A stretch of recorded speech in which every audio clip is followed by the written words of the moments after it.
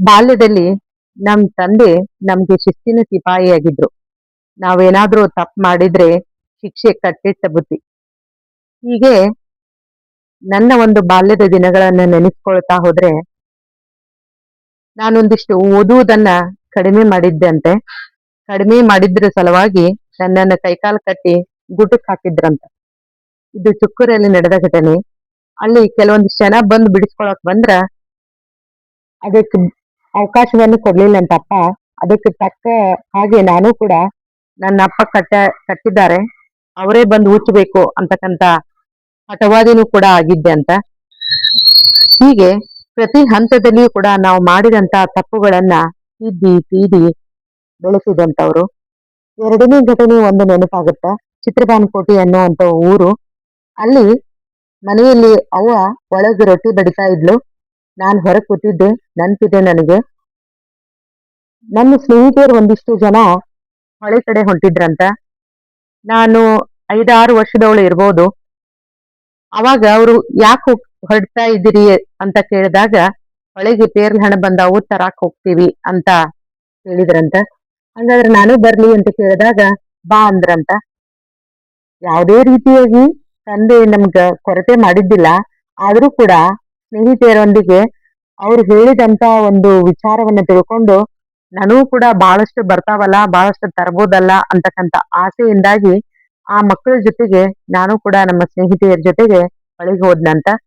ಹೊಳಿಗೆ ಹೋಗಿ ಆ ಹೊಳಿ ಬರುವಂತ ಸಮಯದೊಳಗ ಪೇರ್ಲ ಹಣ್ಣು ಕೂಡ ಬರುವುದು ನಿಜಾನೇ. ಆ ಬರುವಂತ ಸಂದರ್ಭದಲ್ಲಿ ದಡದಲ್ಲಿ ನಿಲ್ತಕ್ಕಂತದ್ದು, ಆ ಹಣ್ಣು ಬಂದಾಗ ಬಂದಾಗ ಆ ಹಣ್ಣುಗಳನ್ನ ಆಯ್ಕೊಳ್ತಕ್ಕಂತದ್ದು. ಹೀಗೆ ನಡೀತಾ ಇದ್ದಾಗ ಒಂದಿಷ್ಟು ಜನ ಏನ್ ಮಾಡಿದ್ರಂತ, ಒಳಗಡೆ ಹಂಗ ಹೋಗ್ಲಿಕ್ಕತ್ತು ಹುಡುಗಿಯರು.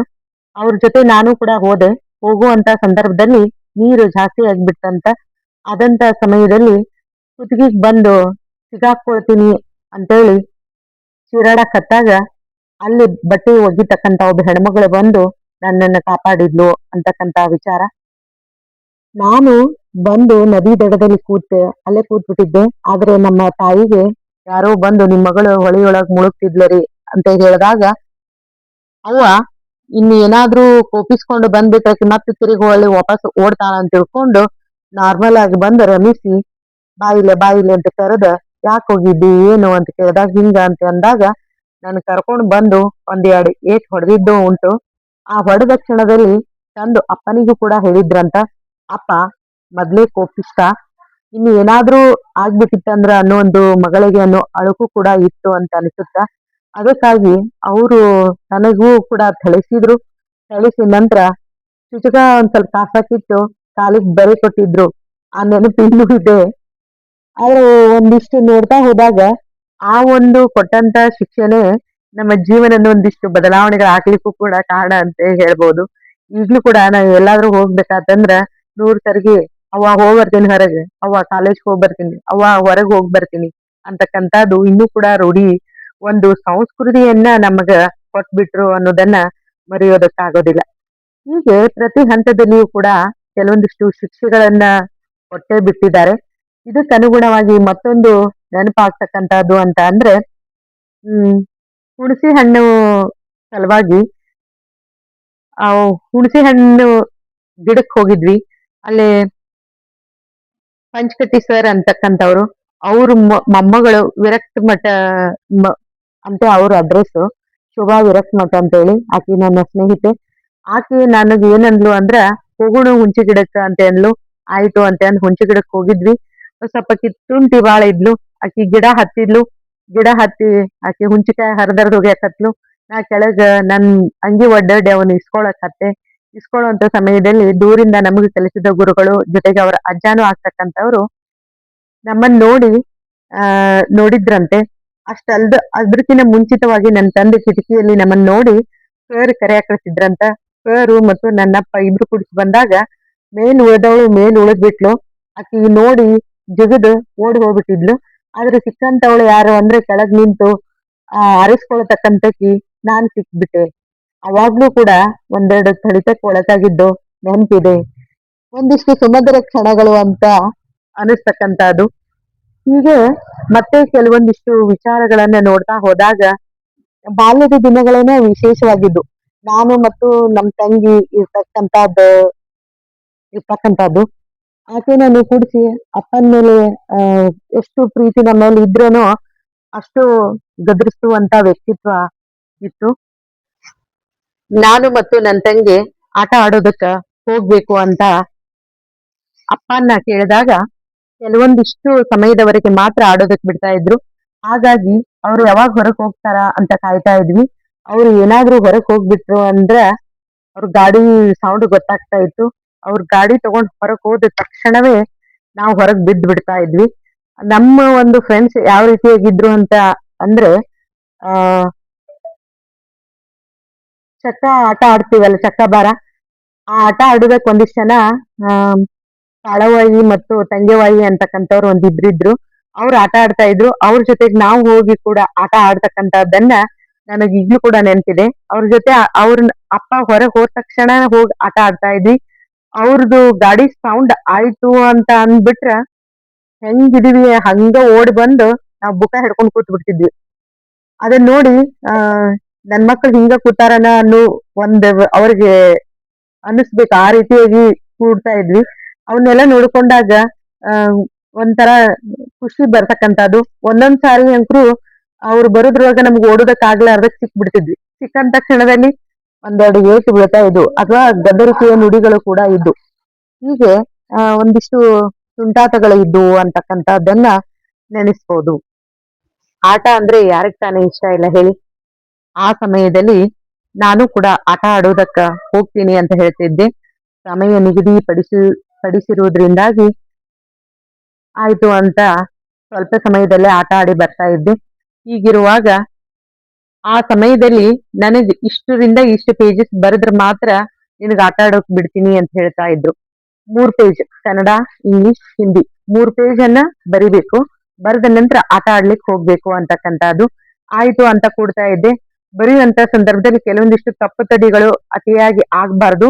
ಹಂಗೇನಾದ್ರೂ ಆದ್ರೆ ಮತ್ತೆ ರೀರೈಟ್ ಹಾಕ್ತಾ ಇದ್ರು. ಮತ್ತೆ ಕುತ್ಕೊಂಡು ಬರಿಬೇಕಾಗಿತ್ತು. ಇಂಥ ಸಂದರ್ಭಗಳಲ್ಲಿ ಮತ್ತೆ ಕುತ್ಕೊಂಡು ಬರಿತಾ ಇದ್ದೆ. ಹೀಗೆ ದಿನಾಲು ಬರವಣಿಗೆ ಒಂದು ರೂಢಿಸ್ತಕ್ಕಂಥದ್ದು ಕೂಡ ಉಂಟು. ಕೆಲವೊಂದು ಸರ್ಗಿ ಬೈಯುವುದರ ಮೂಲಕ ಶಿಕ್ಷೆಯನ್ನು ಕೊಟ್ರ, ಕೆಲವೊಂದು ಸರ್ಗಿ ಕಣ್ಣಿನ ಮೂಲಕ ಹೆದರಿಕೆಯನ್ನು ಕೊಡ್ತಾ ಇದ್ರು. ಇನ್ನೂ ಒಂದು ಸರ್ಗಿ ಬರವಣಿಗೆಯನ್ನ ಶಿಕ್ಷೆಯನ್ನಾಗಿ ಅಥವಾ ಬರಿಬೇಕು ಅಂತ ಹೇಳಿ ಕೊಡ್ತಾ ಇದ್ರು. ಹೀಗೆ ಅಪ್ಪ ಕೊಟ್ಟಂತಹ ಶಿಕ್ಷೆ ಕೂಡ ಜೀವನದಲ್ಲಿ ಒಂದು ಮಾರ್ಗವನ್ನ ತೋರ್ಬಿಡ್ತು. ಒಂದು ಉತ್ತಮವಾದಂತಹ ಭವಿಷ್ಯವನ್ನು ನಿರ್ಧರಿಸಲಿಕ್ಕೆ ಕಾರಣ ಆಯ್ತು ಅಂದ್ರೂ ಕೂಡ ತಪ್ಪಾಗ್ಲಾರ್ದು. ನಮ್ಮ ಜನಪದ ಸಂಸ್ಕೃತಿಯಲ್ಲಿ ಗುಳ್ಳವನ ಆಟ ಕೂಡ ಬರ್ತಕ್ಕಂಥದ್ದು. ಅದು ಕೂಡ ಹಳ್ಳಿಯಲ್ಲಿ ಹೆಚ್ಚಿಗೆ ಕಂಡು ಬರ್ತಕ್ಕಂಥದ್ದು. ಈ ಗುಳ್ಳವನ ಆಟಕ್ಕ ಬುಧವಾರ ದಿವಸ ಇರ್ತಾವು. ಆ ದಿನ ಅಡಿಗೆಯನ್ನು ಮಾಡಿಕೊಂಡು ಒಂದು ಊರ್ ಬಿಟ್ಟು ಹೊರಗಿನ ಒಂದು ಪ್ರದೇಶಕ್ಕೆ ಹೋಗಿ ಅಲ್ಲಿ ಆಟ ಆಡ್ತಕ್ಕಂಥದ್ದು ಒಂದಿಷ್ಟು ರೂಢಿ ಇರ್ತಕ್ಕಂಥದ್ದು. ಆ ಒಂದು ಸಮಯದಲ್ಲಿ ನಾನು ಕೂಡ ಆಟ ಆಡುವುದಕ್ಕ ಹೋಗ್ಬೇಕು ಅಂತ ಅಂದಾಗ ಅಪ್ಪ ಕಳಿಸ್ತಾ ಇರ್ಲಿಲ್ಲ. ಅವ್ವ ಹೋಗಿ ಬರ್ಲಿ ಅಂತ ಎಲ್ಲಾ ಅಡಿಗೆ ಮಾಡಿ ಅಪ್ಪಗ್ ಗೊತ್ತಿರ್ಲಾರ್ದ ಕಳಿಸ್ಬಿಟ್ಟಿದ್ರು. ನಾನು ಮತ್ತು ನನ್ನ ತಂಗಿ ಹೋದಾಗ ಅಲ್ಲಿ ಇವರು ಅಪ್ಪ ಬಂದ್ ನಾವ್ ಇಲ್ಲಂತ ಸಮಯವನ್ನ ನೋಡಿ ನಾವು ಇದ್ದಂತ ಒಂದು ಪ್ರದೇಶಕ್ಕೆ ಹುಡುಕೊಂಡು ಬಂದ್ರಂತ. ನಾವು ಮಣ್ಣಾಟ ಆಡಿ ಕಣ್ಣೊಳಗ ತುಂಬಿಕೊಂಡು ನಿಂತಿದ್ವಂತ. ಅವಾಗೂ ಕೂಡ ದಂಡಿಸಿದ್ದು ಇನ್ನೂ ಕೂಡ ನೆನಪಿದೆ.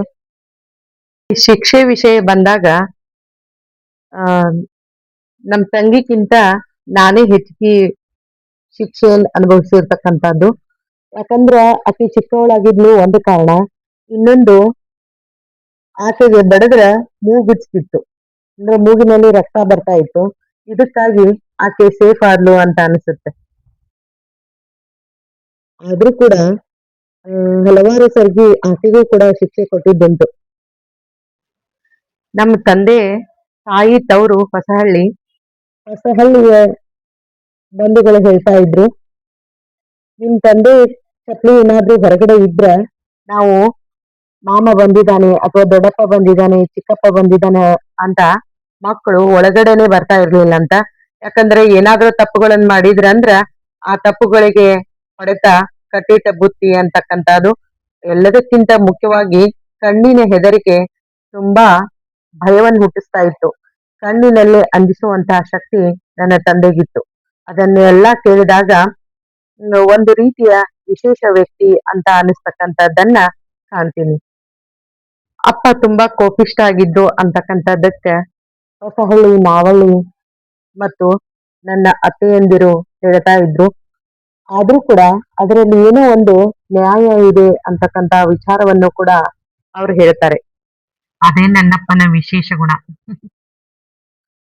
ಒಬ್ಬ ತಂದೆ ತಾಯಿ ಮಕ್ಕಳನ್ನು ಪಡೆಯೋದಷ್ಟೇ ಅಲ್ಲ, ಮಕ್ಕಳಿಗೆ ಜವಾಬ್ದಾರಿಯುತವಾದಂತಹ ಜೀವನವನ್ನು ರೂಢಿಸಿಕೊಳ್ಳುವುದು ಕೂಡ ಅಷ್ಟೇ ಮುಖ್ಯ ಆಗತ್ತೆ. ತಪ್ಪು ಮಾಡಿದಾಗ ಆ ತಪ್ಪುಗಳನ್ನು ತಿದ್ದಿ ನಡೆಸಬೇಕಾದಂತಹದ್ದು ಅವ್ರ ಕರ್ತವ್ಯ. ಅಂತ ಕರ್ತವ್ಯವನ್ನ ಮಾಡಿದಂತಹ ನನ್ನಪ್ಪನಿಗೆ ನೂರಾರು ನಮನಗಳು. ಅವರು ಕೊಟ್ಟಂತಹ ಶಿಕ್ಷಣೆ ಈ ದಿನ ನಮಗೆ ಶ್ರೀರಕ್ಷೆಯಾಗಿ ಕಾಪಾಡ್ತಾ ಇದೆ ಅಂದ್ರೆ ತಪ್ಪಾಗ್ಲಾರ್ದು.